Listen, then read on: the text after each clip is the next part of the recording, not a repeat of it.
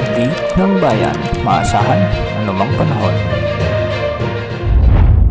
Magandang araw po sa ating lahat. Narito na ang pinakahuling update sa magiging lagay ng ating panahon sa araw na ito, sa binabantayan nating bagyong Ada at sa magiging lagay ng panahon sa mga susunod na araw. Lumakas na at isa lang tropical storm category ang bagyong Ada at huli itong namataan sa layong 400 km silangan ng Surigao City, Surigao del Norte. Taglay na nito ngayon ang lakas ng hangin na umaabot sa 65 km per hour malapit sa gitna at pagbugsong umaabot sa 80 km per hour.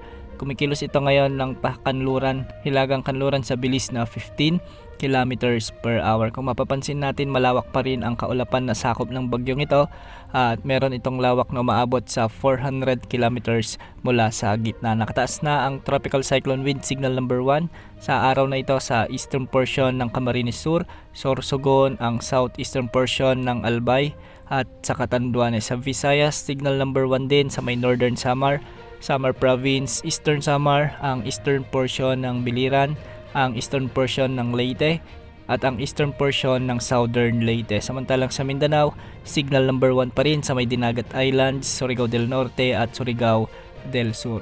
Base sa latest forecast track ng Pag-asa, magpapatuloy ang pagkilos ng bagyong Ada ng pahilagang kanluran mula ngayong araw hanggang bukas January 16. Pagkatapos ay kikilos ito ng pahilaga-hilagang kanluran hanggang kikilos muli ito ng pahilaga sa araw ng Sabado. Inaasahang lalapit sa bahagi ng Eastern Samar at Northern Samar ang bagyong Ada sa araw ng Sabado at posible rin itong lumapit sa bahagi ng Catanduanes. Ayon sa Pag-asa, posible pang magbago ang forecast track na tinatahak ng bagyong ito dahil sa mga weather systems na makakaapekto sa sama ng panahon na ito. Inaasahang lalakas pa ang bagyong Ada habang ito ay nasa karagatan ng Pilipinas sa susunod na 48 oras bago ito unti-unting hihina sa mga susunod na araw. At dahil sa epekto ng bagyong Ada, asahan na ang maulang panahon at may mga pagbugso ng hangin sa mga oras na ito sa Northern Samar, Samar Province, Eastern Samar, Dinagat Islands at sa Surigao del Norte. Magiging maulap rin ang mga kalangitan at may mga kasamang pag-ulan at pagkidlat pagkulog dulot pa rin ng bagyo sa Bicol Region, Central Visayas, nalalabing bahagi ng Eastern Visayas, ang nalalabing bahagi ng Caraga, Camiguin,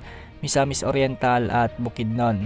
Samantala, ang amihan naman ang makakaapekto, magdadala ng maulap na kalangitan at mga kalat-kalat na may hina hanggang sa katamtamang pag-ulan sa Cagayan, Isabela, Aurora, Quezon Province, Metro Manila, Cordillera Administrative Region, nalalabing bahagi ng Calabarzon, sa may Cagayan Valley, Ilocos Region, ang nalalabing bahagi ng Central Luzon. Samantala sa nalalabing bahagi ng bansa, asahan naman ang pag-iral ng mga localized thunderstorm. Yan mo lang latest sa lagay ng panahon. Ito po ang weather update ng bayan, maasahan anumang panahon.